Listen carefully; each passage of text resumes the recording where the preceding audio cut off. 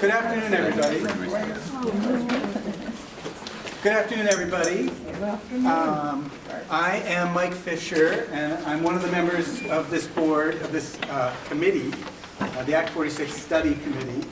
And our hope today is to present a very short presentation about some of the dynamics of the law and the decisions the committee has made, and but then to preserve the bulk of the time to hear comments and discussion from you all. First question, do we need a mic? Everybody hear okay? Now that I turned off that machine? So I'm going to go through a few quick slides, and then we'll do quick introductions. So this is the ACT46 committee, and I think I pushed this button. Right. The right one? Oh.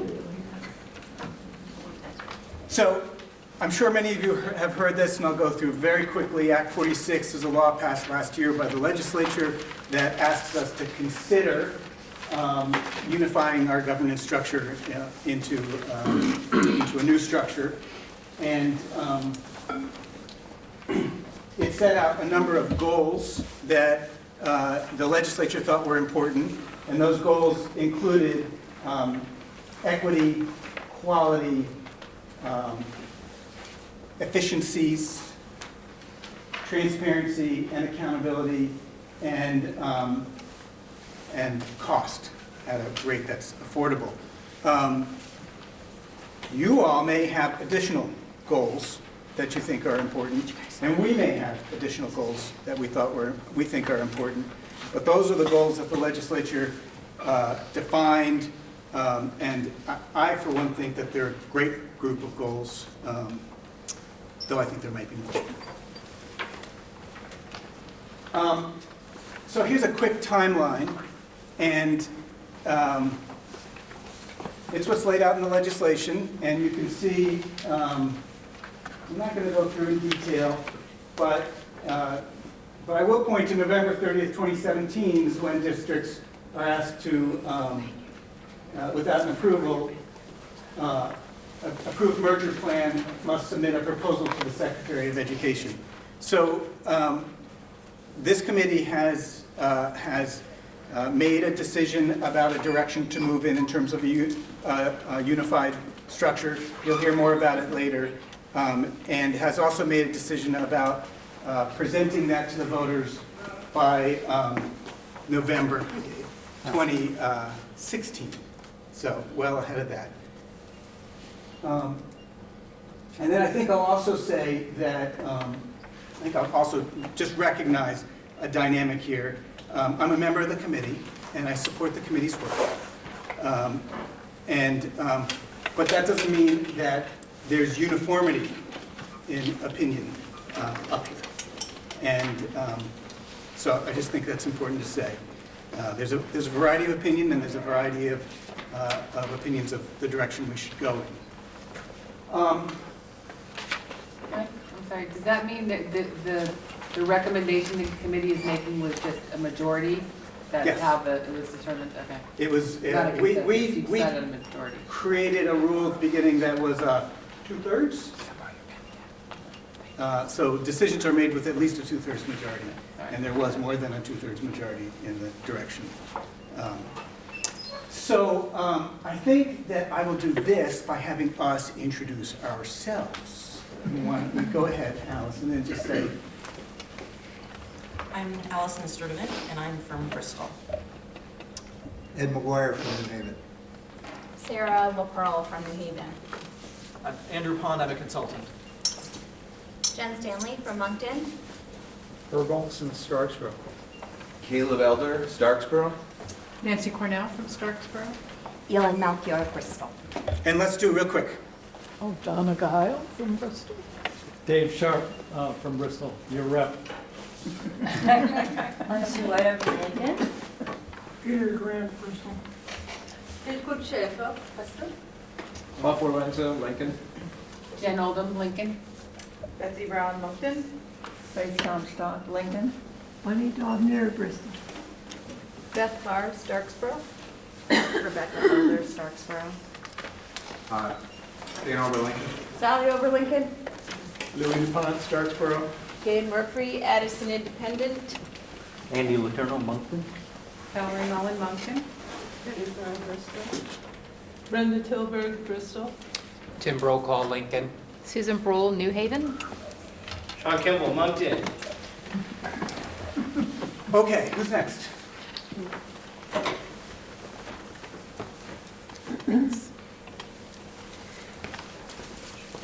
So I'm going to talk about our work to date. And first of all, I just want to say thank you, everybody, for coming out and trying to get some more information about the work that we're engaged in. So we formed our committee. We've had 13 meetings up till tonight. Tonight makes 14. We started meeting on the 26th of October, 2015. We have looked at various advantages and disadvantages of forming a union. We've conducted a community survey to collect input, and Ed McGuire from New Haven is going to talk about that a little bit more and later. And if you didn't have a chance to fill out a survey, we do have extras here that you can fill out and turn in. We've looked into and investigated the equity and quality of current educational Addison Northeast offerings. We've reviewed examples of articles and reports from other communities, including Addison Northwest, Addison Central, Addison Rutland South, Addison Rutland, Rutland South, Lamoille North, Rutland Northeast, Elmore and Morristown are looking into something, and then Chittenden. We just looked at those to see what they were also doing. We have explored an alternative structure proposal that was proposed by a few members of the committee. We've looked into that. We have considered different merger options, and our last meeting was May 4th, and the supermajority of the group, the 2/3 majority, we voted to pursue a unified union structure. And we will vote, the vote will be held on November 8th, 2016. And the purpose of this meeting is, and other, hopefully, more community engagements, is to get the input from the community. We've done the survey, but we also want to have in-person meetings so that people can voice their thoughts in person. So in process, we're still collecting financial and educational quality equity information and data. We're starting to draft the articles of agreement because regardless of what we decide to do, we have to have articles of agreement. We are going to start drafting the report to the Agency of Education. That will then go to the State Board of Education because, as Mike pointed out in the slide with the timeline, by November 30th, 2017, we have to propose either the structure that we're going to look at or why our current structure is the best that we could decide on and why that should be considered the structure that we get to use going forward. Okay. So, next slide, yeah. So this is our current governance structure. We have 7 budgets, 1 for each school, 6 schools, and the ones for the schools are voted on by your communities, and then there's 1 for the supervisory union that we don't vote on. It's assessed into each individual school's budget. And the SU, within the SU's budget, they cover operations, special education, transportation, food service, and pre-K, early ed, and then that's assessed to each district. We have 1 Addison Northeast overall board. It has 18 directors, 3 from each town school board, and 3 from the Mount A board. We have 1 Addison Northeast executive committee, 6 members, each one is the school board chair. We have 6 school boards, 1 for each of the schools, and that has 34 directors, school board members total. 5 each for Bristol, Lincoln, and Moncton, 3 each for New Haven and Starksboro, and then Mount Abe has 13, 5 for Bristol, and then 2 each for Lincoln, Moncton, New Haven, and Starksboro. We have 1 superintendent. We have 6 principals, for 1 each for the 5 elementary schools and 1 for the middle high school. And so the school boards are directly related to the overall board. The one on the left, it's purple. So the 18 directors there, they get input from the executive committee. They provide direction to the superintendent. The ANESU board provides direction to the superintendent. And then each of the 6 boards above provides direction to the superintendent, to the principals, to the ANESU board. And that board just meets once or twice a year. The annual meeting, and if there's anything else that needs to be discussed on a district-wide need. This year was very out of the ordinary in that we had a lot of SU board meetings. And then the 6 school boards also provide direction to the executive committee, and the executive committee provides direction to the individual school boards, because each of the chairs sits on that, and they come up with the agendas and other information. And then the principals are in charge of their teachers and staff, and the superintendent manages essentially the principals and the teachers and staff. And then there's central office staff, administrative staff, and we have SU teachers and staff who are hired on the SU level, not just the school level. So we have some employees in the schools and some in the SU. So total, we have 34 directors. Everybody parsed where they're supposed to go. So next slide. Under a unified governance structure, we would have 1 school district board, 7 to 18 members. You can't have more than 18 per the law. They oversee the superintendent and the ENDS policies, which are the policies that we use to guide the decisions we make about the education and what we, based on what our community says, is important for our kids to learn. And then the superintendent is in charge of the principals, the central office staff, and the unified union teachers and staff. And then the principals are in charge of their teachers and staff.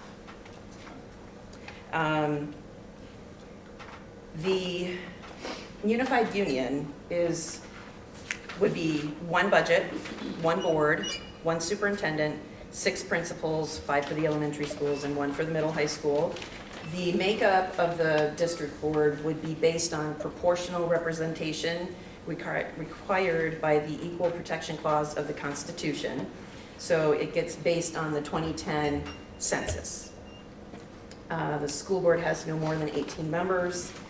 Each member district is entitled to at least 1 representative per law. And the school board, unified board the board composition would be recalculated after each decennial census. And that's it.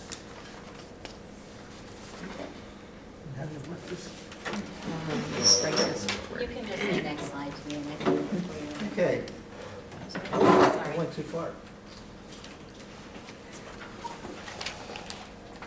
No, there, No, all that's right, right. anyway, okay. Well, the Act 46 law, while it lays out what we're supposed to do, it also provides some carrots and some penalties in case we don't act. There is, for us, because of the timeline we've laid out, an 8-cent 4-year tax incentive benefit. We would also be able to keep the small schools grant, which, how many of our schools? I think it's 1, just 1. and keep the average daily membership hold harmless provision. That's the one where as population in the schools dip and rise, we're not penalized for severe dips and rises. I think it's what, 3.5% a year is all that any school would suffer. And we would get to decide what our structure is going to be. On the penalty side, we'd lose the grants and the tax incentives and lose that ADM hold harmless provision. And the state ultimately could impose a plan of their own. The survey that was recently done, these are some of the high points that got the most attention. On the possible benefits, more collaboration and sharing of resources. The tax rate incentive was spoke for itself, and the simplified organization for managing all the staff budgets and programs. The challenges that were cited most often, the new unified union might not save money or lower taxes. And the school board, or the central school board might be less connected to the individual local schools. Schools might also lose flexibility in meeting student needs. And the community might feel less connected to the one central school board.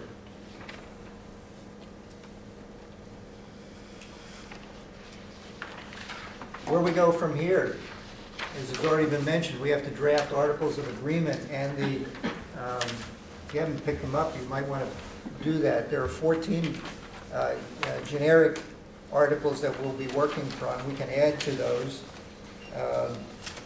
The ones that we already know are going to be getting a lot of our attention. How the board, central board, will be constructed to represent the towns. Stipulating how we think and what timelines at the earliest any given school might be closed, and at a minimum it would be 4 years after enactment. And encouraging local school inputs. So we have a lot of work ahead to draft the report and to draft these articles. And frankly, that's tonight is the start of that, getting your input around what should be in these articles and in the report.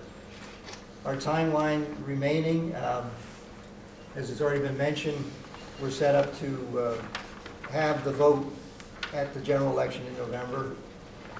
20 months later, before the new unified district would actually be operational if it is voted up. Jen?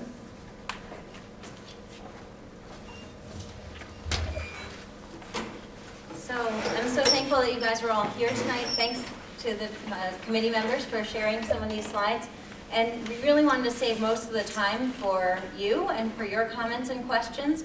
So we are happy to try to answer any questions you have. And as Ed indicated, we're really looking forward to getting your input about, some of the questions I have on the slide or other things you'd like to give us your input about. So these are just kind of some prompts and some ideas of some of the information that we're looking for.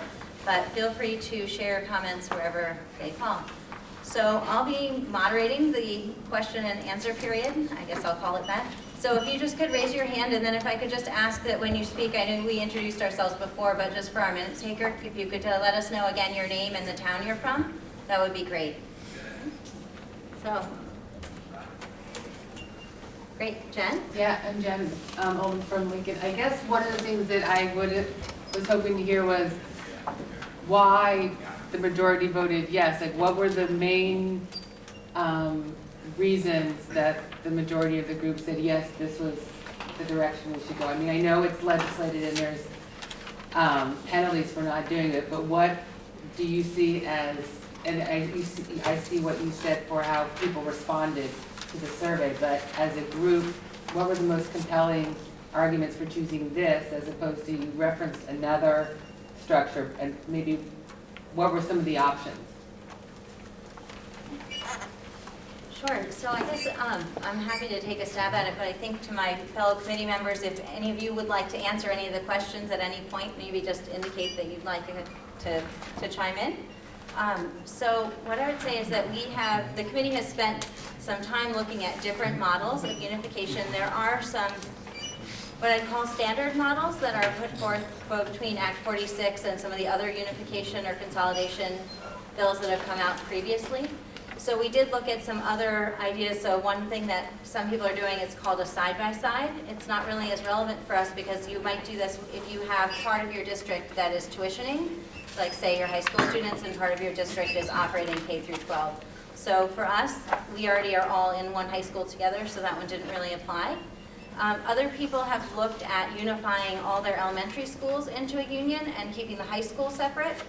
And we really felt that the kinds of concerns that we were hearing from people, and again, feel free if you guys don't feel that I'm paraphrasing our discussions well, but my sense is that, you know, the concerns that we were hearing was really about losing that connection with a local elementary school. So unifying the elementary schools separate from the high school really didn't address that kind of a concern. We did also talk about a modified unified union, which is what they have in Chittenden East, where there's an option where if one or two towns votes no, the other towns are able to go forward and merge, and the towns that vote no would remain separate. And we also looked at a really creative alternative proposal that some of our committee members have been working hard on that had some aspects that were kind of similar to that, where some elementary districts would merge and other districts would not merge. And I think that the feeling on the committee was that those models still left our governance pretty complicated, that you still had a lot of levels. As far as my understanding of it is, as long as you have multiple different districts that are within a union together, you still need to have the supervisory union board, and so you still have kind of those tiers of governance. Yes, Andy? Andy Letourneau with Moncton. As a follow-up to that, I am a little personally confused about, you mentioned the mud and other stuff, you know, all this. Has this committee thought about, or what happens when towns do vote, and even though the committee has said we want one and so on, there's a town or two towns that say, no, we don't want it. Are you all of a sudden in a spin, or is part of what you're doing saying to yourselves, well, this could clearly happen, so we have a plan for that? Right, so this committee chose to offer only the unified union to bring that forward to the voters. And so the implication of that is if any one town does not pass that unified union, it would not go forward. So basically this committee would go back and need to redraft that proposal. Presumably, we would start over, right? Or we would revise what had been brought to the voters. With a modified unified union or a MUD, you write in language into the proposal such that if one or two towns doesn't or votes no, then the other towns are still able to merge, leaving those ones that voted no kind of to the side. They would still go to the same high school. And again, I think we talked about it a bit, and the governance of that is still pretty complicated. And so it felt, I think the feeling was that we were looking to really streamline things. And I see that Nancy would like to add a comment. Just to say that the closest neighbor that is embarked on a modified union district is the district that includes Huntington, and Huntington is the town that voted no. And so the rest of that school district is unified. Huntington still is a part of it, and Huntington actually gets a piece of some of the tax breaks that accrue to having embarked on that model. Did you have a follow-up question, Andy? Or? Yeah, I do. So I'm assuming then that your timeline at least is built the way it is because you do recognize that it could be voted down and you need time to deal with that, or is that not the case? I would say that we didn't build with the expectation that it will be voted down. However, having a vote less than 30 days before the deadline is probably not the best plan, because any time that you have a proposal that needs to be accepted by the voters, there is some risk. I think that the committee picked the timeline because we looked at the work we had in front of us at that point and thought that, shooting for a day when a lot of people are going to be already coming out to vote because it's a presidential election would be advantageous and would be attainable in the time that we had with the work we had to do. Elin? I would like to add another reason that I think, I can only speak for myself and why I voted, but besides this being the obvious, easiest choice for us, and the most easily acceptable, to me it seems like that I see people coming to the board that want to talk about things that we don't really consider board issues. And that if we separate the board from some type of local counselor, that we have room in this Articles of Agreement to make something that's going to satisfy some of the needs that aren't currently satisfied by the local school board. So I'm really hopeful that we're going to have something better come out of this, some kind of connection between the community and the schools that is dealing more with what's actually happening in the school rather than policy. So that's why I voted for it. Louis, did I see your hand up? Yeah, I did have a follow-up to describing Huntington's situation. And so as a result of Huntington opting out, they have retained a supervisory union board, is that correct? But, I mean, they have to have a supervisory union board? I would love to let Andrew answer that because that's his district. Okay. Hi. Yep, I'm on the Mount Mansfield Modified Union School District Board. So the Chittenden East Supervisory Union consists of two districts. Consists of Huntington and then the Mount Mansfield Modified Union District. And members from both of those boards come together to have a supervisory union. So perhaps my experience being in a supervisory union with only two districts and still having that layer of the supervisory union might have influenced the committee in recognizing that it's still messy, even when you're down to just two districts, that you have to have a supervisory union and another layer of government that doesn't seem to really help students.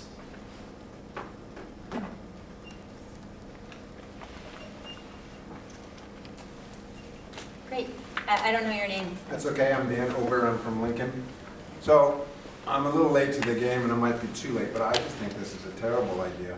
I think this is a slippery slope to take more local control away from our schools. I mean, I can see how it makes your little pie chart neater, but that first pie chart that you showed looked like it made perfect sense. The only thing that's missing in both those is where the voters are. And the voters are going to lose access to their local school boards and the members who they know and who are their neighbors. And then just have them dissolve. I mean, I don't understand why townspeople would ever vote for this. To give up control, to cede control to an 18 or smaller member board where we have very little representation, where we don't get to talk at things at town meeting, where, and I see it as, coming from Lincoln, we did this $6 million addition onto our school, and I don't see how that would have gotten passed. And we had to work hard at it as townspeople, and it got voted on twice, and it got, came back, they came up with a big budget, and then our townspeople said, no, we don't want to spend that much money, and they came back and came with a reasonable one, and we got together, and through political talk in the process, we came up with a good plan for our school, and we did it, and it's, working out great. I don't see how that would have gotten done with the, two-member board sitting on an 18-member district. So that's one of my complaints, and the other complaint is, when I look at that flow chart, as a fireman, we were trained in incident command system, and your span of control is what everyone talks about. You're really only, as a fire chief, my span of control was 4 or 6 chief officers. That first flow chart is pretty good because the span of control is less. You got one school board acting with one principal who acts with their staff, and then that superintendent has 6 schools to work with, and, I mean, it seems to make sense. I don't understand to go through all these hurdles just to make that flow chart look easier. That's my comment. Great, thank you. Caleb? Just to try to respond to that, because I think that's definitely an opinion that we've heard and that is out there, and I think you articulate it well. For me, and I did vote for a unified union, and the reason that I did that is that this committee is really has a fairly limited charge and fairly limited abilities to do anything, but what we can do is make a suggestion. And based on looking at a number of factors, one, just what the statute calls for. We're not allowed to defend the status quo, is what we've heard from interim superintendent Armando Villaseca, who I think has largely, been welcomed here in the district as someone who's really had a lot of experience to bring to the table. We've heard that from him. We've also just heard that to some extent, sometimes in the tea leaves, but pretty clearly a lot from we've heard back from our facilitator, our advisor, Andrew, and from some information from the agency education, that basically we can't say we think that our model as it is now substantially meets the criteria of Act 46. Assuming that's true, you have to kind of make a recommendation. And there is the unified union, which is kind of out there as the obvious choice, the easy choice, saying maybe in some ways. And I think that's true, and I think it's a change. And I think what we're also hearing from a lot of folks, also from the Superintendent's Association, is that this change will significantly reduce a lot of the demands on the superintendent. We've got a really good superintendent, I think, that was just hired, so that they can focus more on education, more on educational outcomes, and less on meeting with a lot of boards. And though I think that maybe the scope of control, I don't know if I've got the right word there, but is less, it is very, it requires a lot of time. There's just like a whole lot of time. So that's a strong argument we're hearing. Not even so much this is going to save X dollars and cents, but we're really hearing strong messages.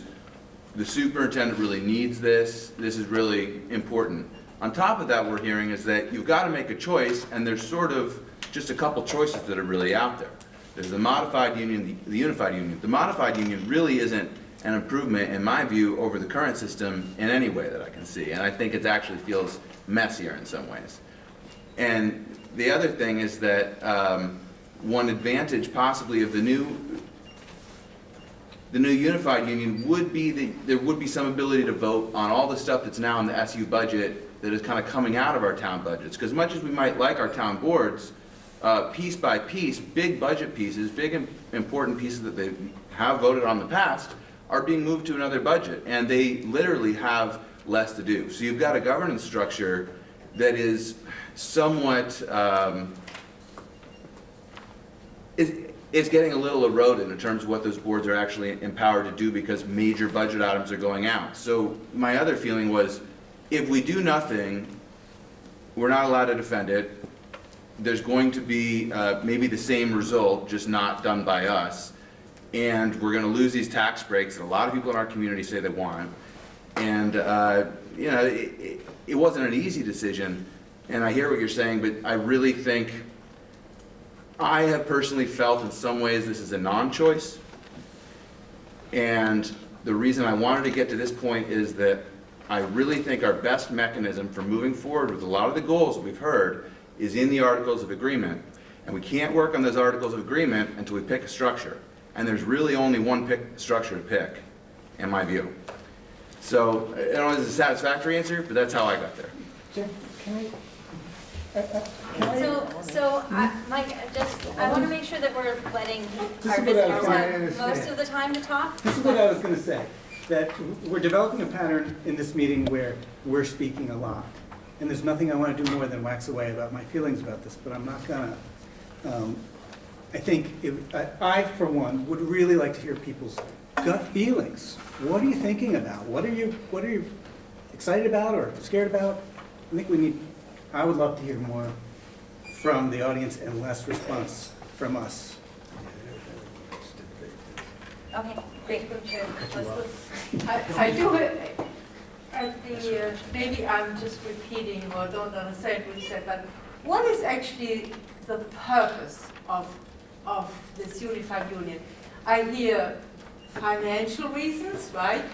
And I hear reasons that the superintendent can have more time to think about education. Is that it? I mean, is that a little very simplified? I realize that's simplified. What's the reason for this? And then maybe we can talk about it.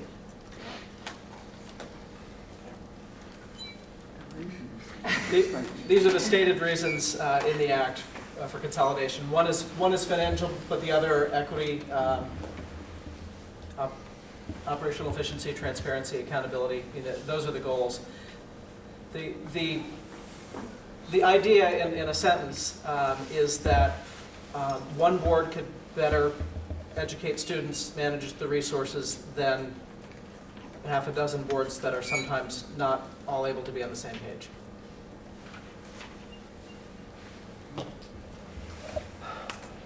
You look like you want to say something else too. Well, this is fairly general, frankly, and I wonder, isn't that already happening now to a great degree?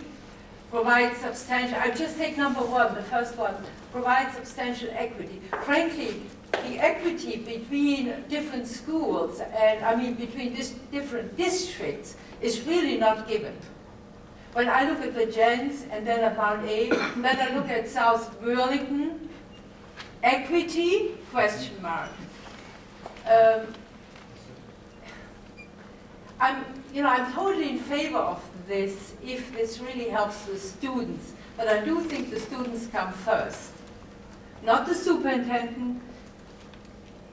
I know finances, yes, but they even shouldn't come first either. It's the students who should really come first. Help students meet or exceed the state's education quality standards. Aren't they being met now?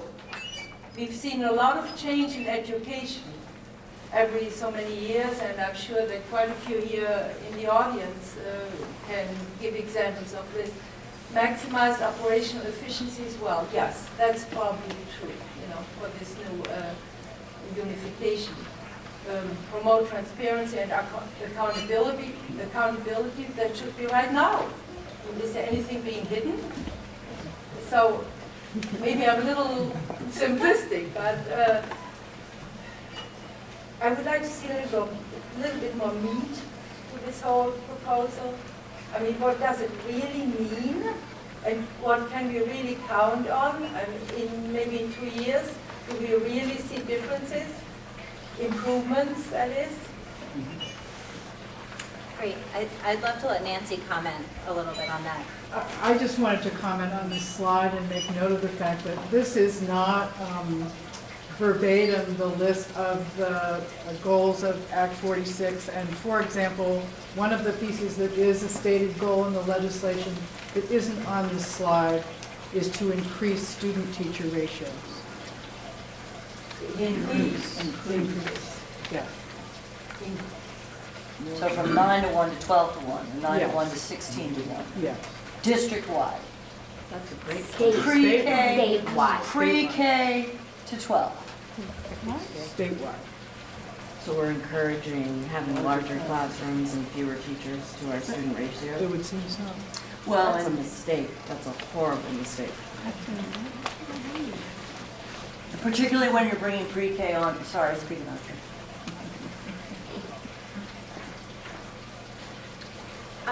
I just want to acknowledge one more point, right? That our goal tonight was not to explain, we're still in the process of investigating a lot of this, and so I really appreciate you raising some of the questions and some of the things you'd like to see us look into more. And I encourage everyone else to share those kind of reactions as well if you have them. I want to go to Dave. I saw you had your hand up. So I don't know if it would be helpful, but I'd like to go back to why this was developed in the first place. And maybe that would help people put it in perspective.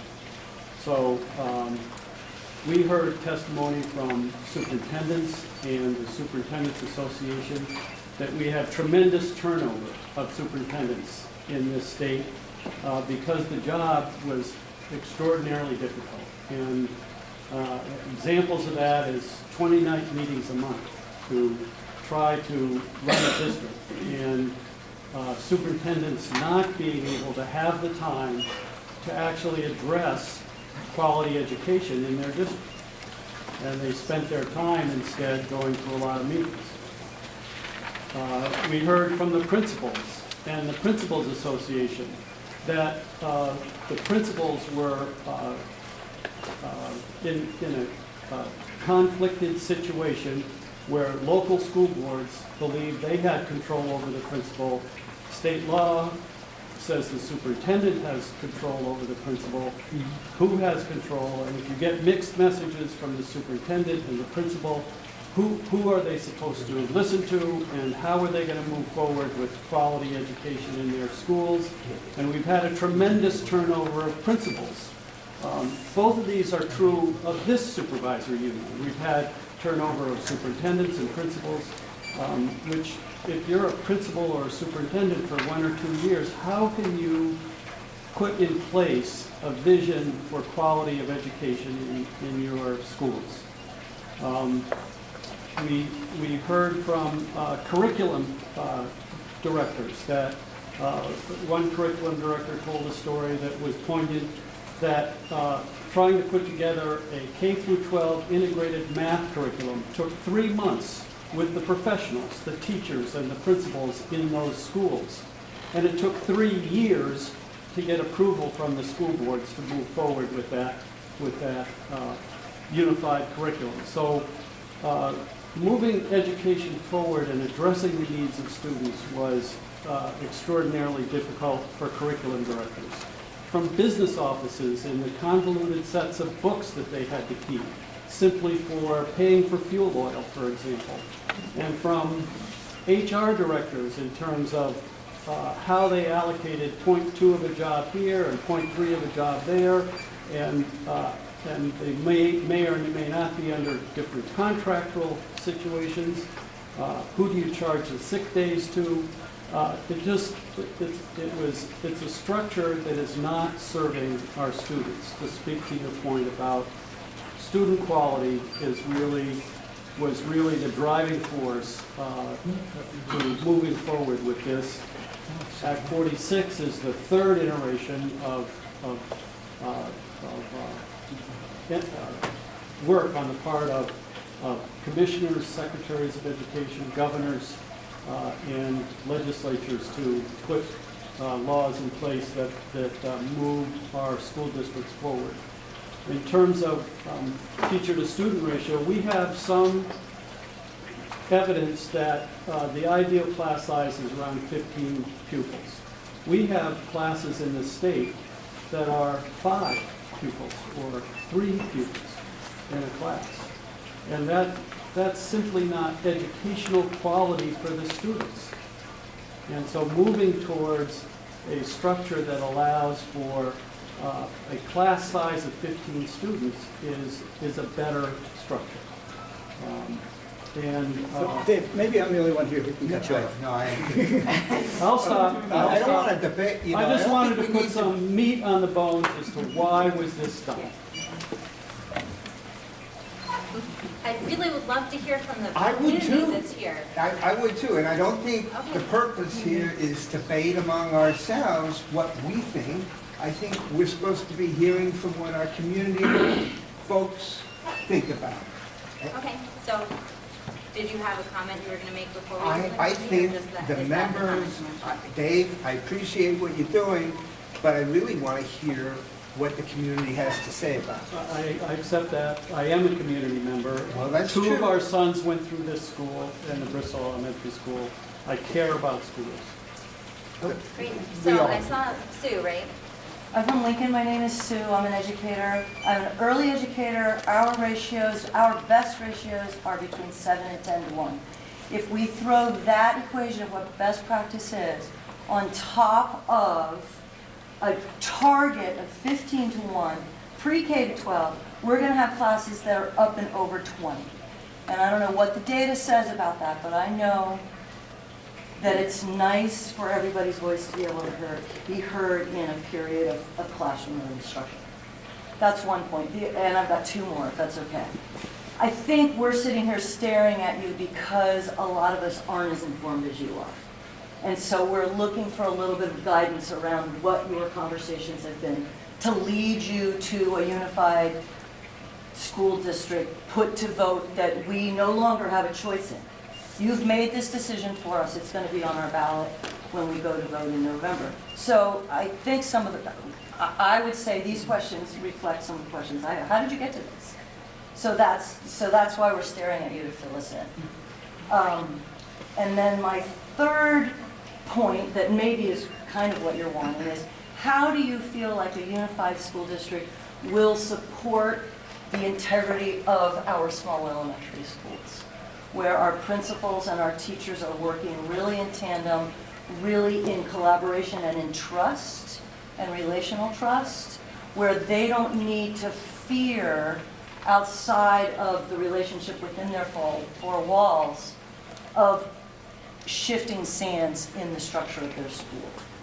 Around, oh, well, there's a first grade teacher position really needed in New Haven, but I'm teaching in Bristol where maybe I'm less tenured. But my family lives in Bristol, I'm really committed to Bristol, but the school board maybe is going to make a decision to move me to New Haven because that's where the need is. How do you address that integrity of our elementary schools? And that collaboration and that responsive, good for kids, confidence in our schools and in our teachers? That's just a question. I think that's a great question. I don't know if anyone's prepared to answer that That's tonight, fine. but I think it's something that I would. Someone is. Maybe heard this. Great, perfect, go ahead. Yeah, different members of the committees are going to have different responses. Absolutely. And I don't expect an answer. I really don't. Yeah. What I think is important moving forward is that you can take, if we can sort of organize ourselves to ask some questions that you can go back for your next meeting and talk about, so that when you invite us back, there's some meat on those bones. I mean, that's fair. That's entirely fair. And those are the kinds of questions that I think the committee has talked about. And frankly, we have different opinions about, as any group of people are going to have. Great, thank you, Sue. Because having been on several civil boards, I would like to propose that you put more information into the public's eye. For instance, places like Front Porch Forum. It would be easy to put a review of some of your meetings, but one of the specific things I'd like to ask as a taxpayer is what procedures will change in that area, but you probably haven't gotten there yet. For instance, for a town meeting, we break it up in a little section called the Bristol School Board section, where everybody marks off stage and maybe we marks it on and talk about Bristol School Board. I'm sure that will change somehow. And a couple of nights before that, we have another thing called a non-aid school board meeting. And we got half a dozen people going to that. We get more people going to the Bristol School Board meeting because it's part of the town meeting, and we get from all 5 districts going to the non-aid meeting. And then another question is transparency. Several of us have looked for how we vote on the superintendent. And I think there's some minor part of the superintendent's office we've discovered on some ballot, but the superintendent himself and some of the details of his office don't seem to ever get discussed by taxpayers or school board members or anybody else. It just, he's off there somewhere, and you can find him, well, maybe go to his office and ask him how he gets paid, because nobody seems to understand that I know of. Maybe I missed it all entirely. Anyway, that's my so Front Porch Forum, please. Great, thank you. What's your name? Peter Grant. Peter Grant. Peter Grant. From Bristol. I know. I know. Okay, go right ahead. Hi, my name is Paul Valenza. I want to thank this committee for all the work that you've done. And I want to thank Dave for all the work that he did in the legislature. I don't necessarily agree with everything that's in the legislation, but I appreciate that it's a huge task to get it passed. And I appreciate that you're operating under a lot of constraints that make it difficult. I really struggle in my own mind as to whether I think this is a good idea or not. So I'm just going to make some random comments. One of the things to me is very important is local control. And while if you flip to the slide that has a gazillion lines, while I understand this is an impossible situation for a superintendent, just impossible, okay? There is local control on this slide. If you flip to the next slide, this has less local control. I'm on the select board in Lincoln. We make decisions about buying trucks and what the dog ordinance is, and so I appreciate that you guys have a much more difficult job. If I think about consolidating select boards, this does not work. I mean, think about it, okay? This does not work. Vermont has deliberately chosen not to have county government. I don't know whether that was intentional or not, but it sure does give a lot of local control. And again, I appreciate the constraints you're working under, but on that slide that had all the objectives of the legislation, is there any opportunity for this committee to test those? To think about, does this really, I mean, maybe you have. I mean, have you sort of gone down this in a very deliberate way and said, yep, this structure we're providing delivers all that? The other thing I'm wondering about is, it seems to me the majority of the focus of the conversation has been on the governance piece. And I'm wondering what changes you see on the education piece of this. Because I think, as others have said, this is really, is or should be all about the students. And long-term, I mean, I understand this carrot of the tax incentive, but taking that away, long-term, does this lower costs?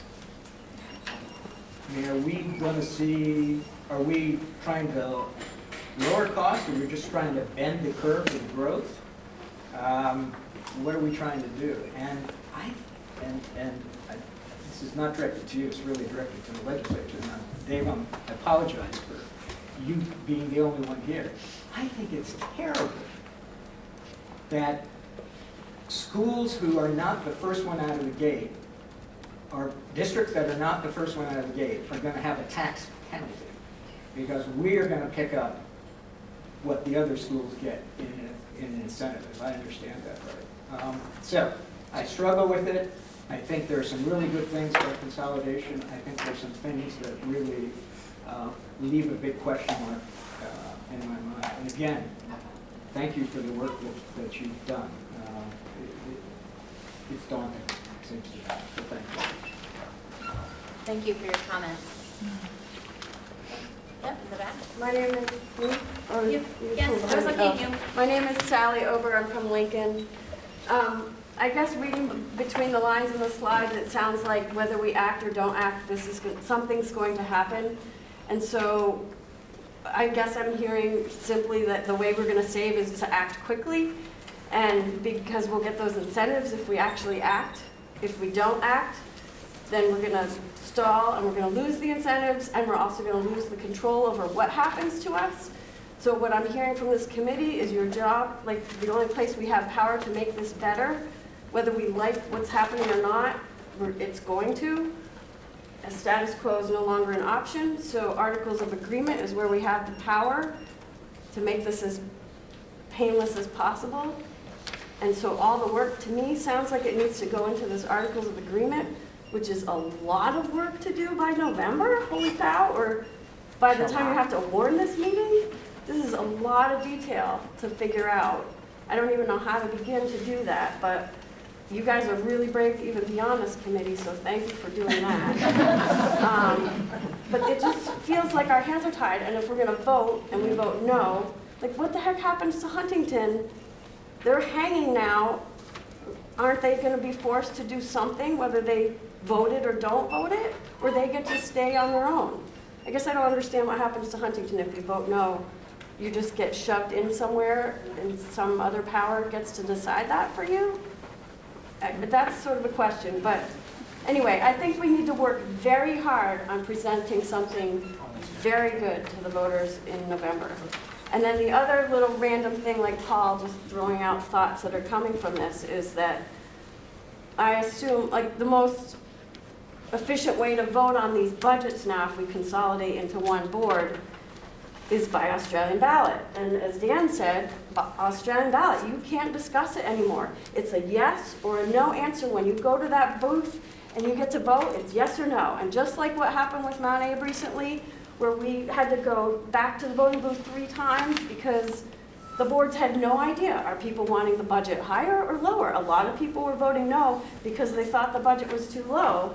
But boards were scared to come back with a higher number because they thought maybe people wanted a lower budget, but there's no way of knowing because you have to guess. It's yes or it's no. And you can't have a really good discussion to find out what is it that people really want here, and that local control is just going out the door. So, random thoughts, there you go. Thank you. I think Andrew is prepared to give a short answer about the what happens to Huntington part of your question. Briefly? Well, I don't know that anyone knows exactly what will happen to Huntington, but I think the general answer to the question... People are still just fine in Huntington as far as we know. For now. So Huntington has revisited this issue a number of times, and more and more people are starting to vote for that. But the real question is what happens to districts in general if you don't merge into what the state refers to as a preferred structure. And the answer to that question, according to the legislation, is that the Secretary of Education will devise a statewide plan that meets the goals. So, I mean, if I could try and guess what that means, but I'm not qualified and I'm not the Secretary. A lot of folks have had conversations with the Secretary, and sometimes you'll bring structures to the agency and say, do you think that this makes sense? And so the real question is, how can Addison Northeast organize the governance, the school boards? Because that's really what this is about, is how can you organize the school boards or into one board, if that's the option that you go with, in the best way to meet the needs of students. So if you don't do that, what will the Secretary do? One would think that she would consolidate your districts, but that's my guess, and I could certainly be wrong. Tell us what happens to Huntington in Front Porch Forum. Great. I see the hands over there. I'd love to take another question from our visitors. So Valerie, I see your hand up. I have 2 questions. Valerie Mullins. So we were talking about merged structures. So right now we have one small school, and right? Isn't that what you said as far as One school that gets a small schools grant. Right.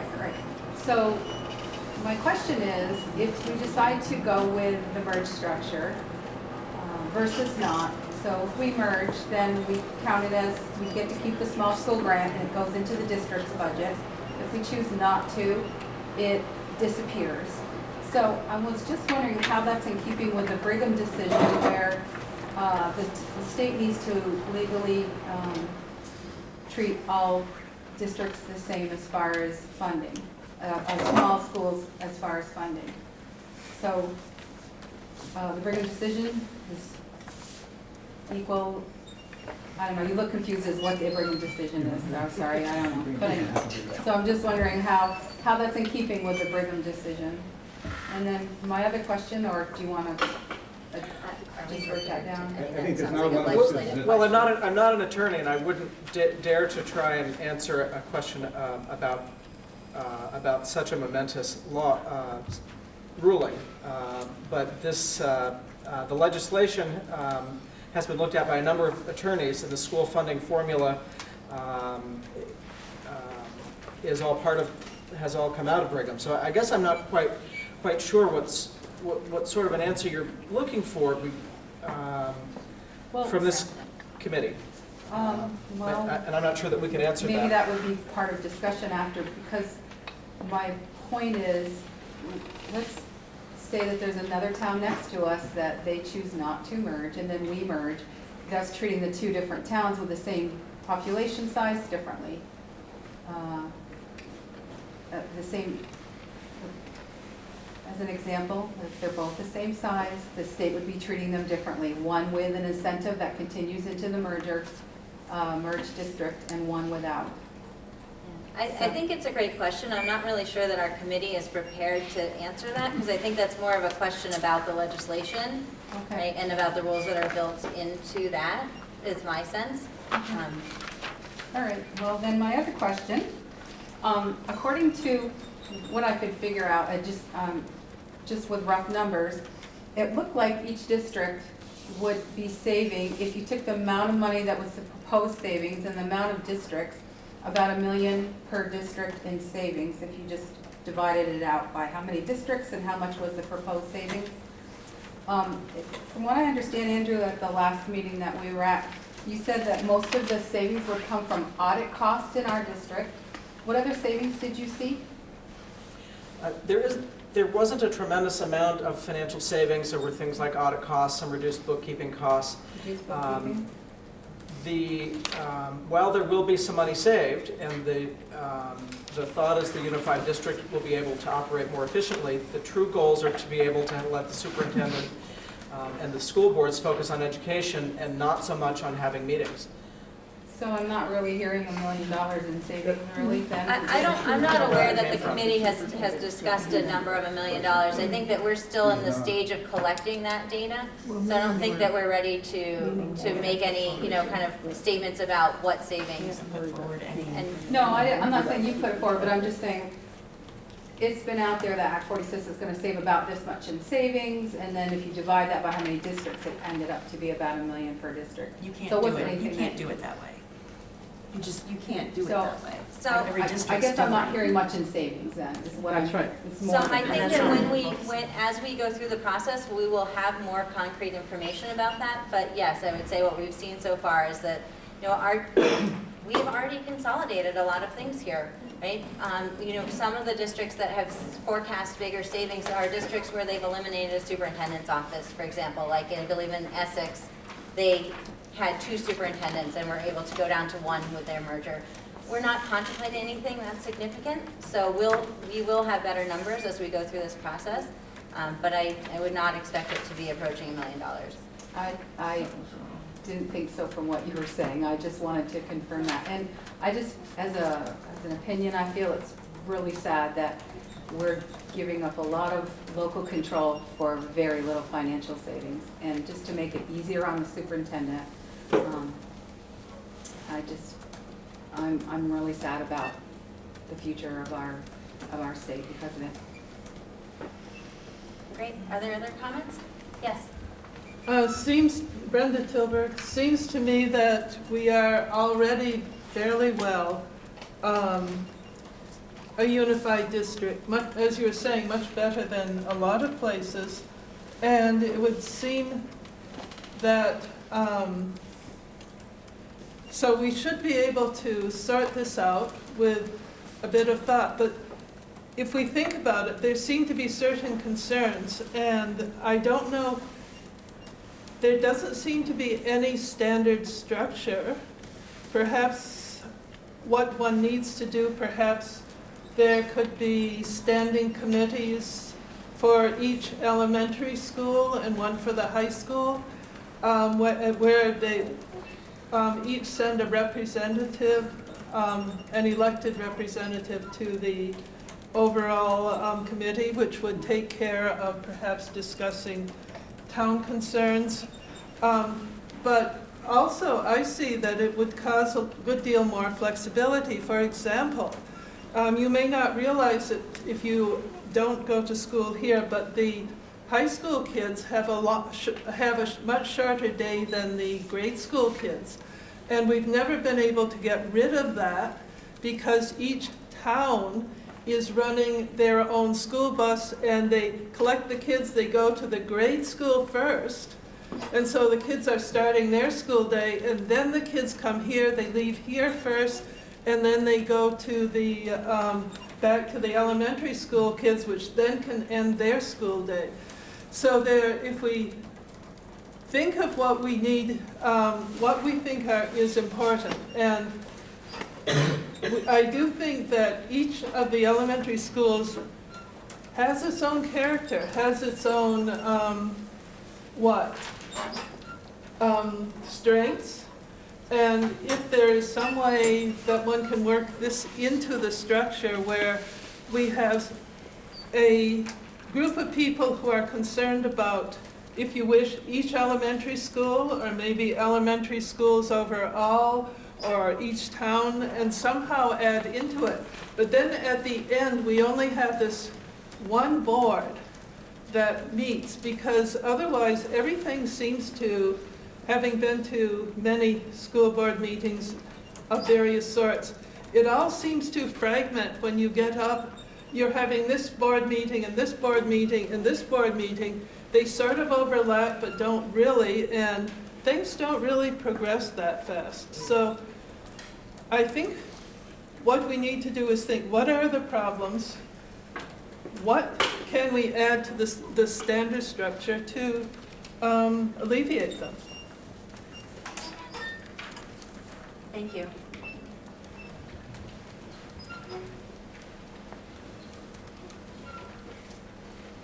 Great.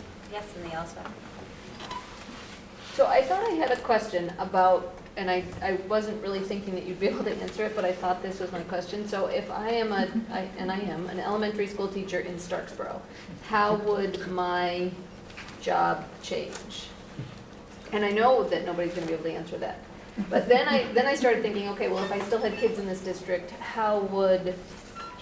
what would I notice as a change as a parent? And if I were a principal in this district, how would my job change? And you could go to all the different layers. And after listening to everything, I think your answer to every single person in every different school at every different grade level and would be different.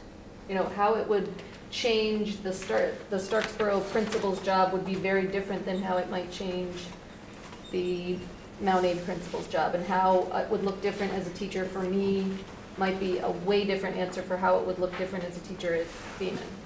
So I think that that's probably true for every different layer of constituents for this plan. So then my question is, what are we going to do? And I don't mean you, because this is not, I think you have a really impossible job, and you're asking for input, and I appreciate that. But what are we going to do when we can't convince everybody of one plan? Because I think that's going to be really hard. I think it's going to be really hard to convince all of us and then get a vote that goes either with, it looks like the modified plan, or this one. But then what? It's just such a different, this plan has such a different impact on everyone that I see it as a really hard job to convince everybody that of which direction to go. The right shoe Right. for every person. Right. So that's not a question. It just feels really impossible. I don't know the answer. I think Nancy wanted to respond to that. I would just say that I think the most likely thing is that if any of our towns votes against this proposal,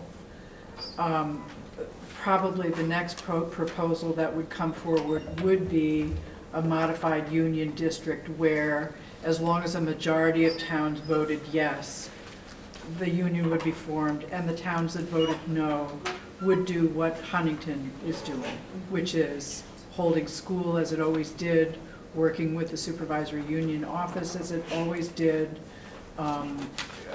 sitting on the supervisory union board as it always did, but not being part of that bigger union, not in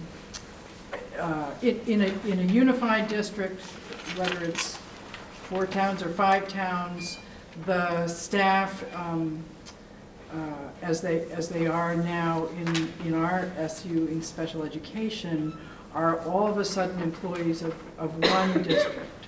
So, for example, if there's a reduction in force in one school and someone is going to lose, the person who has less seniority is going to lose their position because of a reduction of force, that person has bumping rights in all of the other schools. Yeah. And that's not the case right now. So, but the most likely scenario, if a whole town, not a whole town, but if the majority in any of our towns votes no, is that probably a modified union would be proposed. So I just want to be clear that that is probably one of the provisions that we would be trying to explore, is how seniority and how all of that would work, right? So I know Andrew was waiting to try to answer the question, I think, about the roles. I'm going to ask you to keep it brief because we're already at 7:45. I can answer your question from the experience we've had in Chittenden. We merged starting at the beginning of this school year. The simple answer to what changed did students see? None. I don't think if you asked a student, except for maybe some high school students, that they would have known that there was anything any different. How did the teachers like it? Most of them did. In our case, we had 3 teachers who the first year where they had a chance to change schools without losing seniority, they opted to do that. If this district merges, you would have a negotiation, the board would have a negotiation with the teachers union in terms of the work rules, in terms of how those sorts of things would be handled. But generally, teachers are going to feel as though their employment is more stable when they're part of a larger organization. What changed for the administrators, principals in particular, was they felt that for once they were getting a clear sense of direction, because they were getting it from one board to one superintendent, as opposed to getting it from different directions. Taxpayers, in general, felt as though they knew where to go. Instead of having a local board, a high school board, and a supervisory union board that all oversaw different pieces of different parts of each kid's education, there was one board where they could go to get the answer. There was one budget that they voted on that they knew was put together to comprehensively address the needs of this of the 4 towns in our case. That's been my experience. Thank you. I want to go, I see Jen's hand up. I just was sort of playing on 2 things with what Paul was talking about, going through the list about how this is meeting the specific needs for us, because I think in the big picture you're saying why this is a good thing to do or what you recommend, but there's no specifics about how it works for us. And I haven't heard this term lately, which is good, but there's always been talk about, well, there's going to be winners and losers. And in fact, there probably will be. And it's going to be hard for the districts to feel like they're going to be losers in this, whether it's because they're going to end up paying more or their schools are more at risk.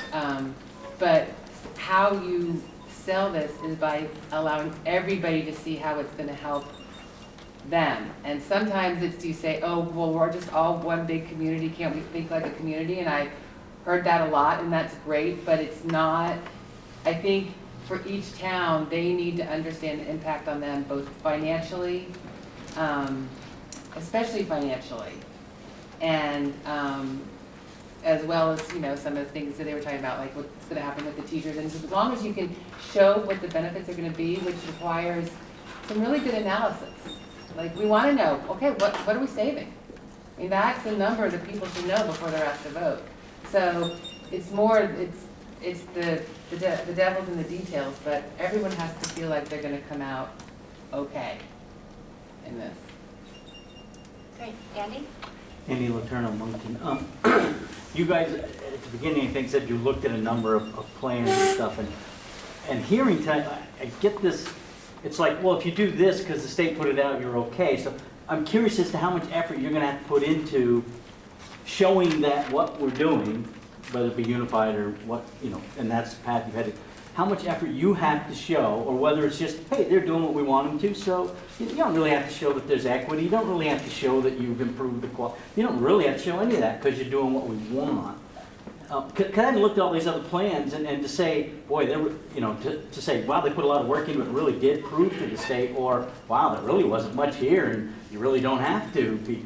I'm just curious what, you know, it's like, here's this thing, this Act 46 that says this is what we want, this are the great things it's going to do, and it's like, but because the discussion here has been, we're like 95% there where we are, so it's like, are there really these great and glorious things that are going to happen, or is it just an incremental thing that what people are questioning is it really worth because it's incremental? So I'm thinking again, as we go to vote for this, we're going to see in writing the justification based on that. And I have no idea, no sense right now if it's really going to be a thoughtful, meaningful, like really, or whether it's just going to be, hey, you know, equity's better. The lady up front here, you know, right at the beginning, I think, says, you know, what is, you know, essentially the question that I've been asked is, what is equity? Is it, do I look at CVU down the road and say, we'll never be like, is that an equity issue? It's a really, or do you just look internally and say, oh, we can never be equity in the state, it can only be internal. So I'm very curious, or will be curious to see what kind of, again, because I haven't seen what, you know, these other ones. So it really feels like if it comes out that it's really incremental and not meaningful, that again, I don't know. It just seems like one might say no and say, look, let's try something a little different. And one of the things might be the model seems to be centered around superintendent. There appears to be no other model available than the superintendent is king and everything has to be done for the superintendent. I've never seen any model that looked at that differently. And so I don't know, it's interesting to me, but thank you. And thank you again, as others have said, this is not an enjoyable job for you guys at all, and do appreciate the work that you guys are doing.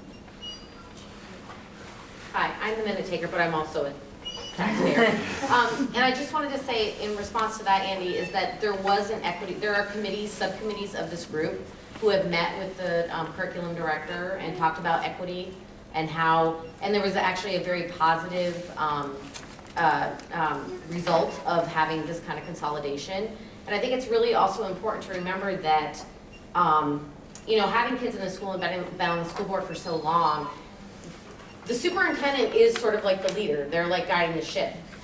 They don't have any time right now to spend with their assistant superintendent or their principals, because they are so busy babysitting the boards to kind of spin our wheels as we have for the last 8 years.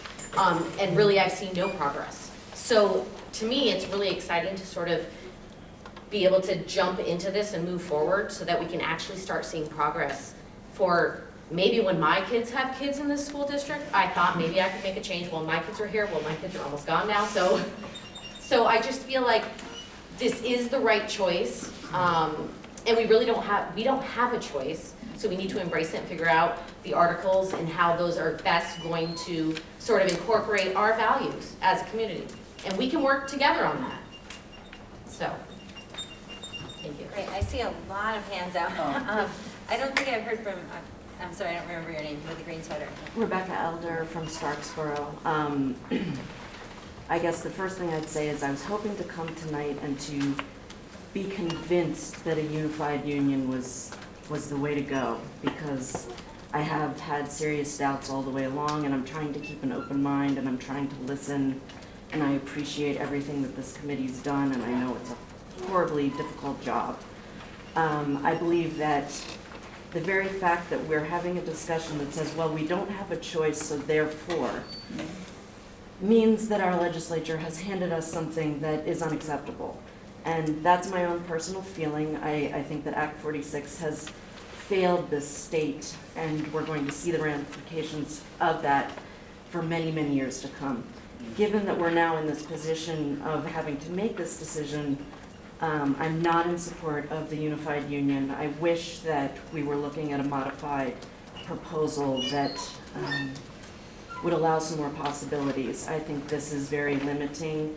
I think that there's no possible way that an 18-person board representing all 5 of our towns could give us any semblance of local control that we're hearing people want.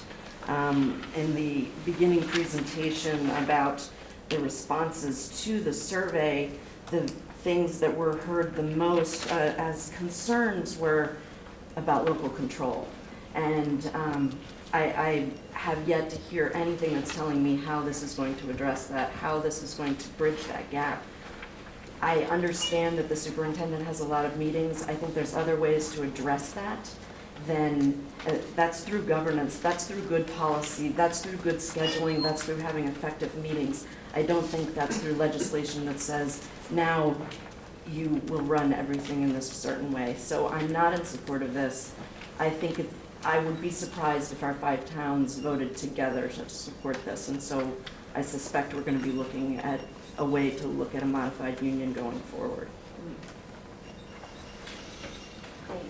Yes, over there. I think I'm repeating some of the things that have already been said, but similar to what you just said, I worry about the loss of the local voice. I worry that the local voice will be diluted in this process. I should have said, I'm Steve Alexander. I live in Lincoln and have a daughter at Monterey now, and my daughter that graduated a couple years ago. In Lincoln, at town meeting, there's sometimes a tension, there's work that happens, there's accountability that happens at that meeting with the school board presenting their thoughts, bouncing back and forth with community members. I feel like that surely will be lost. And there's something that is difficult about that and something very powerful that comes out of that. And I guess just the idea of we don't have a choice, I think we always have a choice. And I think Chittenden East is an example of one choice. And it sounds like it's not clean and simple, but it's still a choice. And I would love to hear more about how that has functioned for at least Huntington. And I guess the last point that I've got is I'm just wondering, moving forward, this idea of transparency, how will this group move forward in terms of sharing information with the 5 towns so that a larger number of people can be informed about the big choice that we'll have to make, the big decision we'll have to make in November?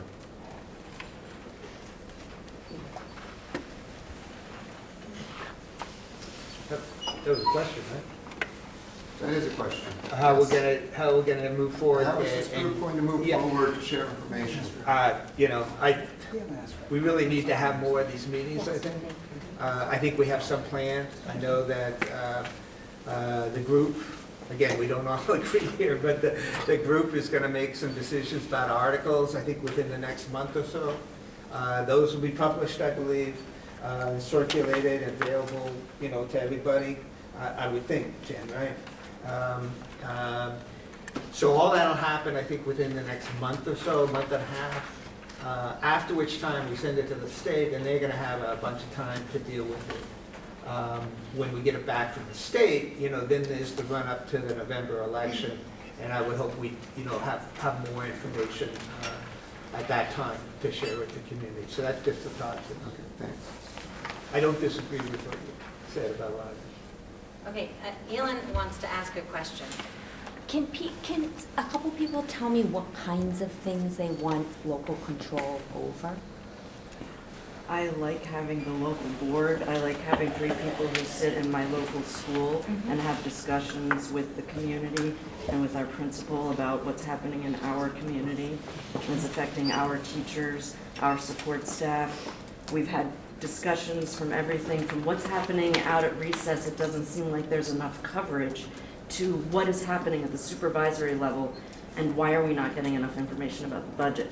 It spans from minutia all the way up to the bigger picture, and to think of sitting in the large room the way the NSU board meetings occur, the intimacy is gone. You've got a huge group. Should we use a microphone? Shall we have more presentations so that we can look at a screen instead of looking at each other and talking about what's going on? That, to me, is what we will lose. Okay, Yeah. Also, in response to that, I think, coming from Lincoln, so we did just pass a bond not very long ago to have our school renovated. And I feel kind of fortunate right now in our position that our school's in pretty good shape going forward for the next many years, I hope. But I don't know the status of all the other elementary schools, and I certainly think that this school needs a major renovation. And I think about, wow, when if we were to consolidate, how does, I'm just gonna pick Moncton, I don't know, but like, how does Moncton sell a major renovation to their school, to all the voters in the district, when we couldn't even sell the Mount Abe one to all the voters in the district? Why do I in Lincoln, we just shelled out for this whole bond, and I guess if we consolidate, everybody else gets to take on that debt again. So we get to take on the debt now, and we get to take on maybe somebody else's school that needs to get benefited from some renovation. So that's a pretty tricky thing to me. I worry about other schools who really need work done. How are they gonna sell that piece of the budget to the whole district? Sue, did you have a comment? Well, I think it also points, which is, we haven't even gotten to it, and if there were more representation from the one small school in our district, we might be hearing more about it. How do we talk about closing a local school?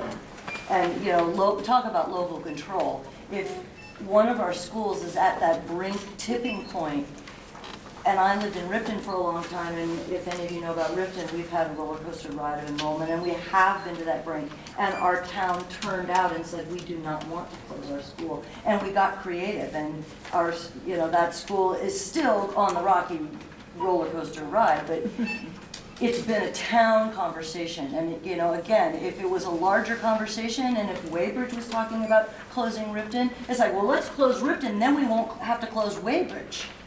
And those are conversations, we could end up in a position where if we're not delicate and really transparent and really careful around even how we say it, not what we're saying, but how we're saying it, we can start pitting communities against communities within a unified district.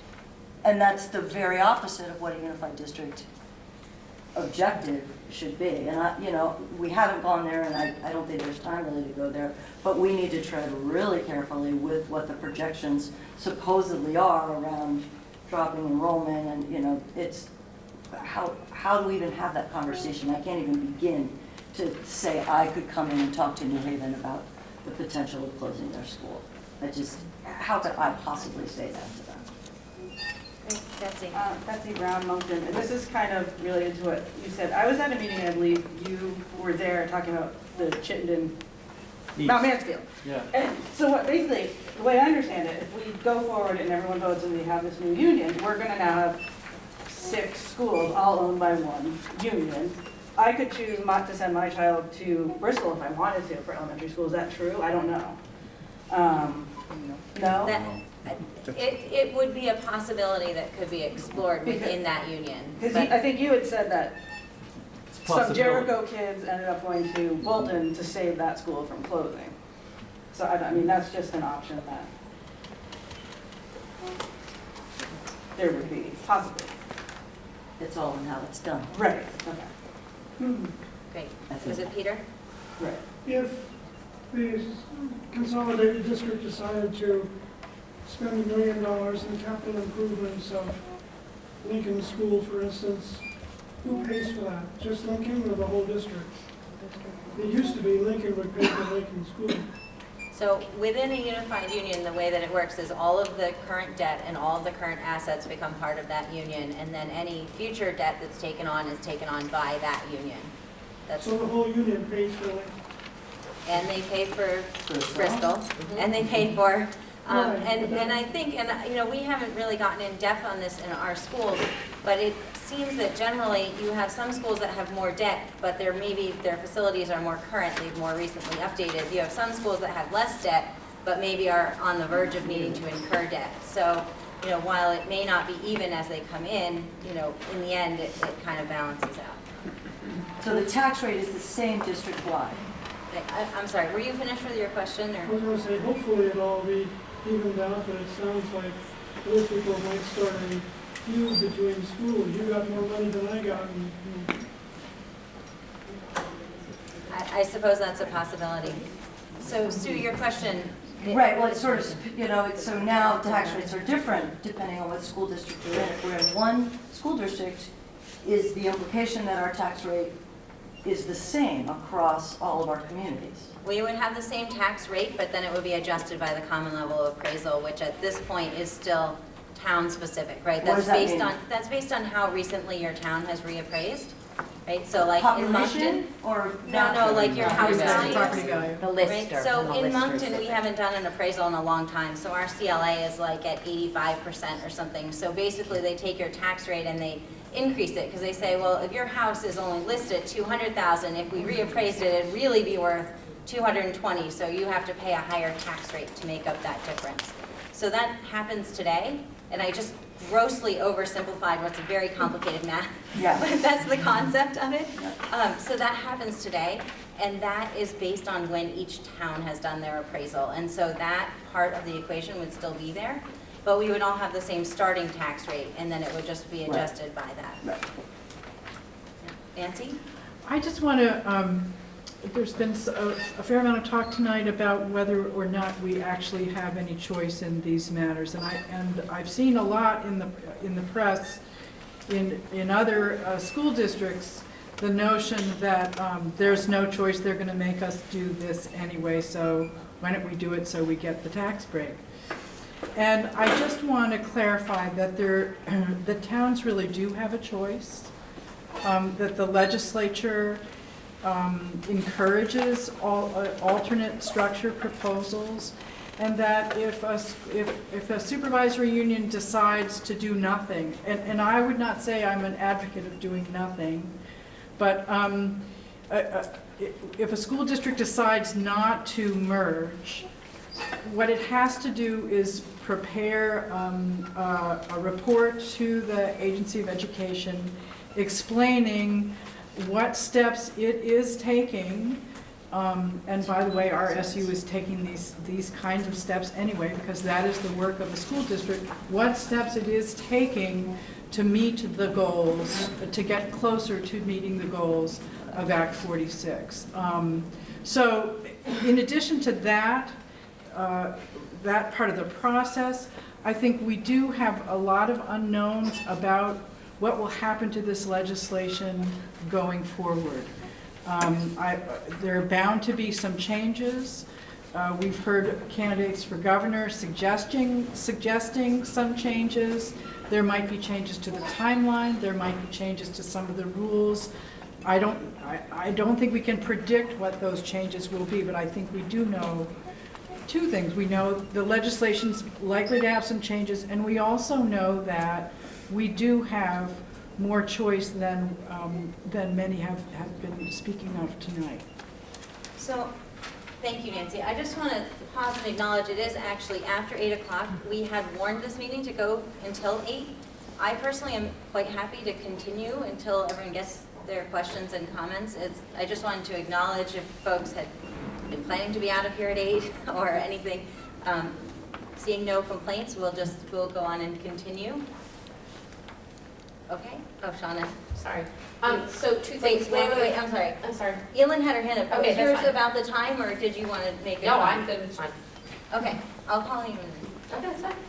Okay, Elin. I just wanted to say about the tax rates, I think we keep calling the 8-cent 642 an incentive, but I think its purpose was to help take away the pain of that tax rate changing. So Well, that was my other question, is what exactly is that incentive? But, I trust that. So I think that's what that incentive is for. If somebody's rate goes up, then getting that break on it is going to take some of that pain away. Then the ones who's going down are getting a nice bonus, but when those tax rates get equalized.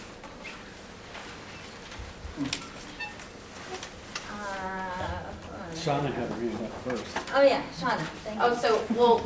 One thing was I just wanted to say that I really feel like we keep talking about towns like we're all separate, and I think what Act 46 is trying to do is trying to make us look at our kids and as a universal group, they all deserve the same. I should be paying for kids in Lincoln. My kids go to Moncton. We all pay for the kids when they come to Mount Ave. So I really feel like when we kind of separate the towns as if we are different and we're gonna pit ourselves against each other, that's a very non-unified way to sort of look at the group, because once they get to Mount Airy, they are one group and they're a very cohesive group. And the second thing was, is I was just wondering if Dave could respond to Nancy's remark about the legislature changing, because I have done some research myself and spoke to a couple of representatives who said that this law is not going to change. So I'm just curious, Dave, if you have any input into that. I mean, I know the legislature is now done working. So can I ask you to give us a brief answer to that? Sure. I have a list of 15 things or 20 things. But I'd like to comment on 3 things. So one is, I think Nancy's absolutely right. I think that there is in Act 46 and the previous merger laws on the books, there is room for alternative structures, creativity, and different ways of looking at things. And it's really been exciting across the state to see people focus on what would be best for the kids in our district. And to the extent that people can focus on that, I think the result will be something that's good for kids. So I would like to encourage that. I've heard a lot of fear and concerns about loss, and those are valid. And I think we need to recognize and deal with those things in the way that Elin suggested. Finding ways that local advisory boards or local groups can have the kind of input and involvement in the schools that is better for kids than it is now. So what would that look like? And going forward. And the third thing is just a factual thing.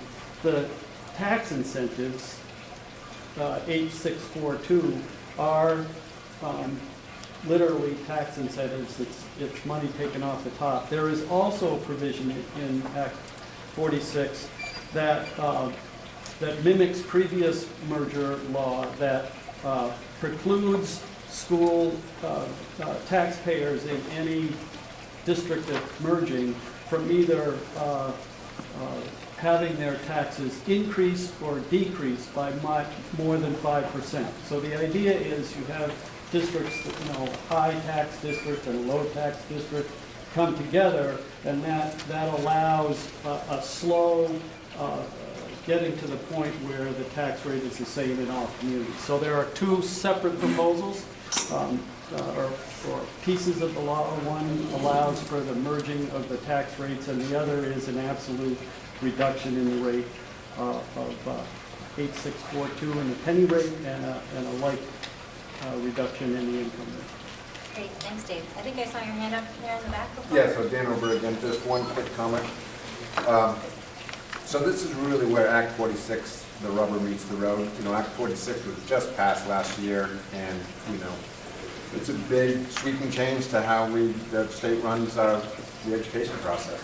And this is really the first chance that people are going to have their say on it. So if we as a town or as a community vote these, not to belittle the work that you guys have done, but if we vote down your proposals to unify, the state's got to look at that. We're going to have a new governor. We're going to have a legislature that overturns every 2 years. This is a statement that says, maybe Act 46 isn't the right thing.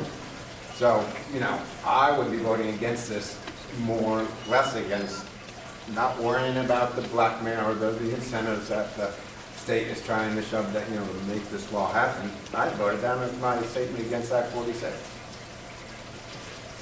I heard Caleb saying that his hands, there are very little choices in the matter of this plan. This plan is probably the best one we can do, but we don't have to do it. We do live in a democracy.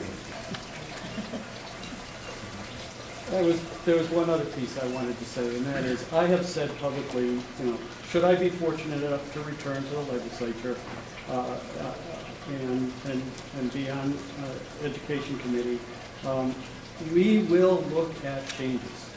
I think that districts who make the effort, look at kids and what's best for their district, and they put together a proposal that has this piece or that piece that doesn't fit the law, that we have a responsibility of looking at changing those pieces to accommodate those districts that have come up with ideas that work.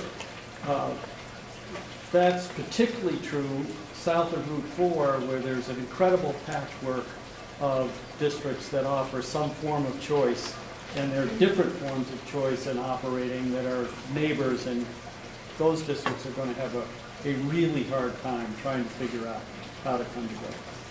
Dave, can you just clarify, that would be next legislative session when that would be able to be considered, right? So that would be bumping up against the timeline when we would be expected to have had a vote.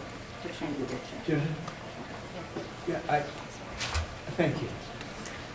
I mean, that's really important. I mean, one of the struggles that we've had, we have tried to consider alternative, governance proposals, Dave, and what we bump, and with trying to have in mind, what's best for the students, and we get told, well, you can't do that. You can't do that, you can't do this, you can't do that. So I think that's, no matter what we do here, I think that's really important, because those schools that are actually coming up with a creative alternative proposal that they can show is actually best for their communities, they should be getting some props too. I mean, if they've really gone through the work and they can show that an alternative other than, I know the unified union is the preferred structure and everything, but if they could show that an alternative is going to work for their community, that'd be a real big improvement. And I appreciate your I've made that suggestion. commitment, and What's that? I've made that commitment personally, and I believe that there will be some tweaks, if you will, to Act 46. In fact, Great. you I wrote think it we in have- your letter to the committee. I think we have a number of hands up, so are we ready to move to the next comment? Great. I'm sorry, I still don't remember your first name, with the yellow Louis. sweater Louis. from Starksboro. Oh, sorry. Yeah. Beth Har. Beth. I just wonder, we haven't talked tonight, I've heard some things in previous discussions, but what are the benefits for kids? So what are some specific benefits for kids for doing a union? Nancy, I wonder if you would like to speak to that, since you've been looking into some of that. Yeah. I think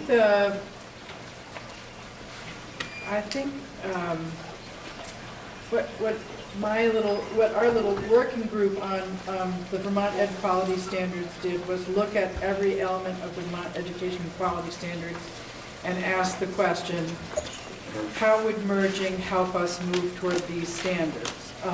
We didn't ask the question yet, how would our current structure, what could we do within our current structure to help us better move toward these standards? But we did ask that first question, how would merging help?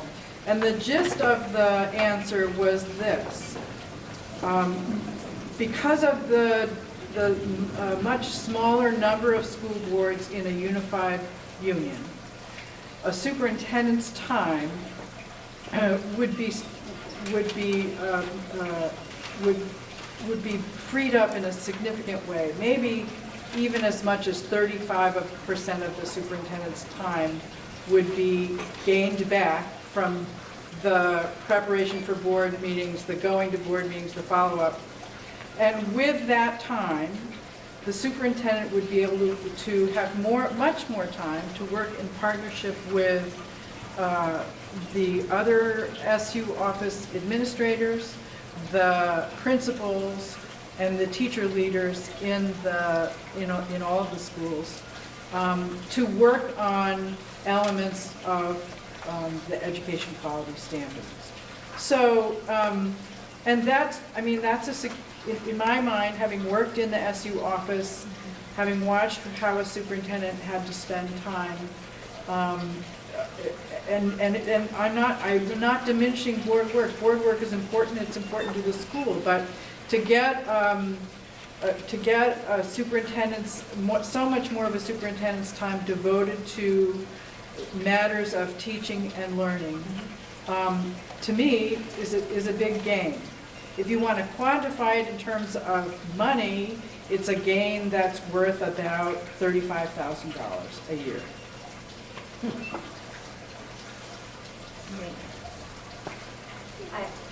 Do you mind if I come on? There were a few more folks with their hands up. I think Louis, I saw you out there.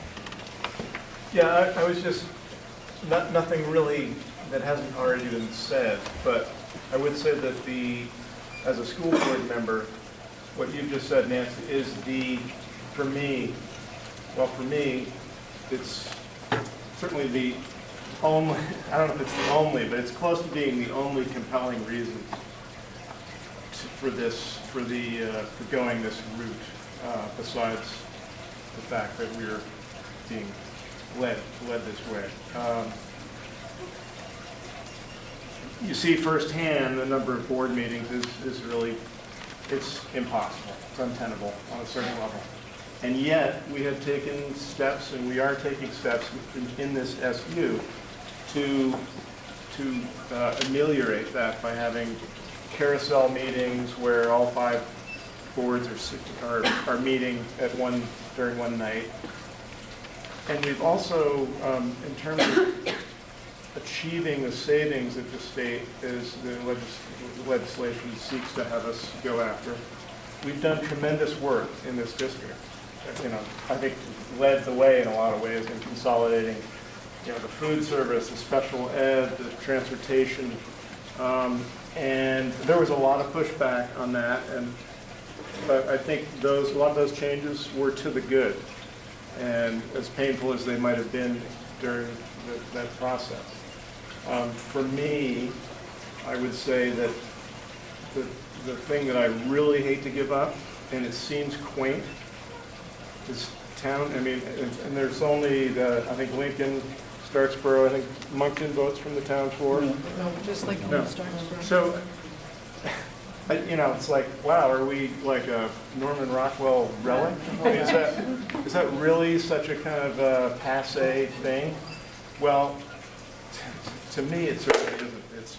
It's a powerful and just a fantastic expression of democracy, local democracy, and to me that has value.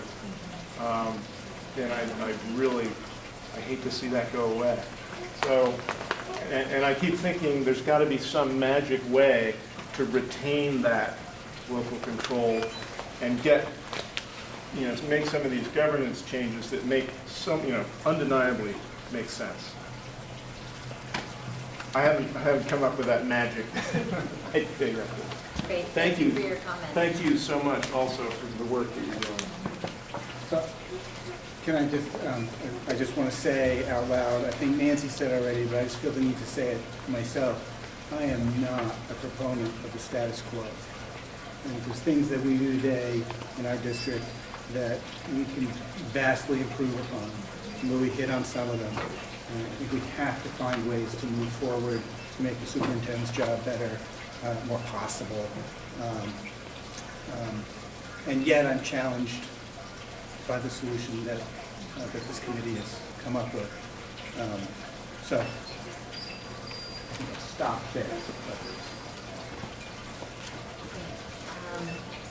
Yeah, well, just in response, understanding that there's been huge conversations and emotion and all that everybody brings to the table. The more you know, the more you bring, as far as your questions and your resolve and your ideas.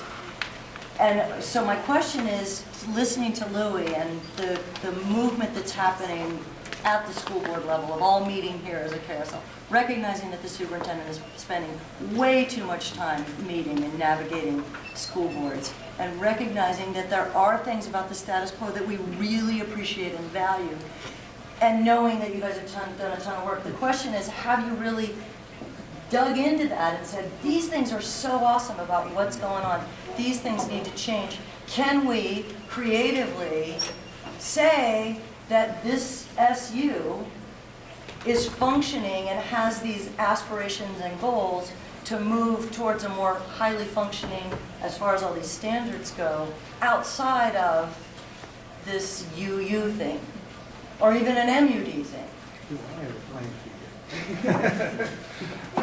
We've had a lot of discussions. We have had those discussions. And that's all I need to know. Yeah, we have had those discussions. We did put out an alternative proposal. We had a vote on it. And so that's the direction we're going in, that the committee is going in. But yeah, and that's why I was talking to Dave, I really encourage him to try to find a way to find have these some cracks. of these alternative structures be okay.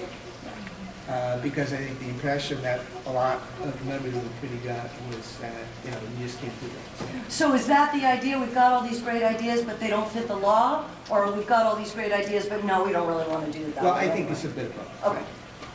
I think would this suggest disagreement we start restoring democracy to the towns that don't vote on the floor. Right. Let's have a district-wide school meeting with vote the budget on the floor right here in the Mount Abe Auditorium. How about that? Wouldn't that be exciting? I think we had a proposal in our town meeting last year not to allow anything to be voted on the floor because people hate floor voting in Moncton. So I don't know that that's the right answer either, but it's definitely an interesting debate. I like it. Two-day affair maybe. How about a two-day affair? I think Caleb's been waiting for a turn to speak. I want to say it is getting late, so I think we'll probably just take a couple more comments and then we'll wrap up. So, Caleb?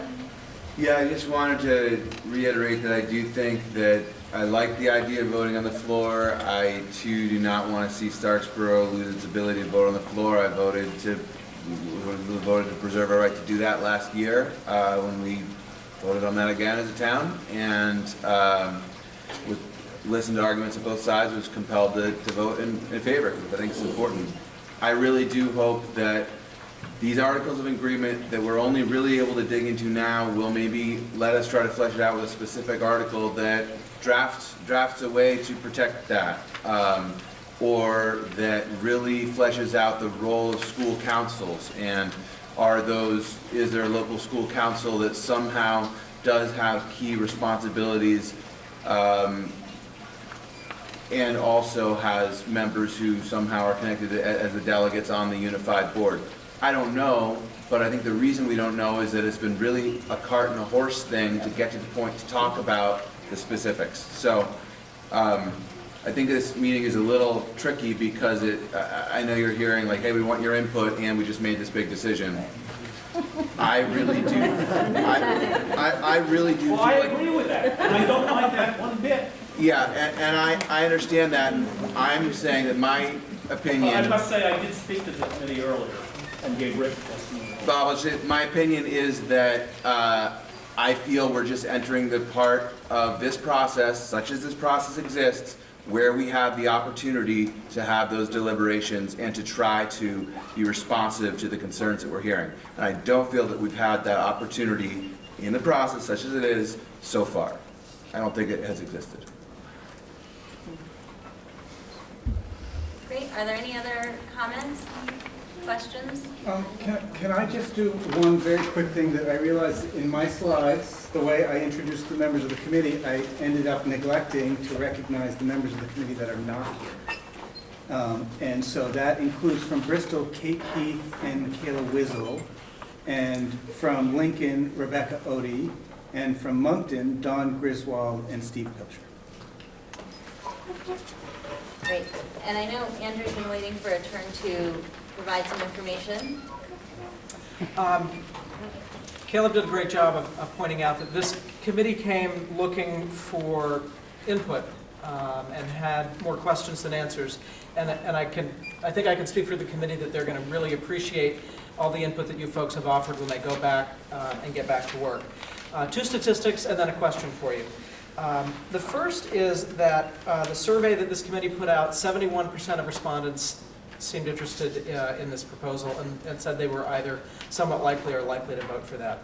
Second statistic, there were a bunch of votes on town meeting day. They all passed.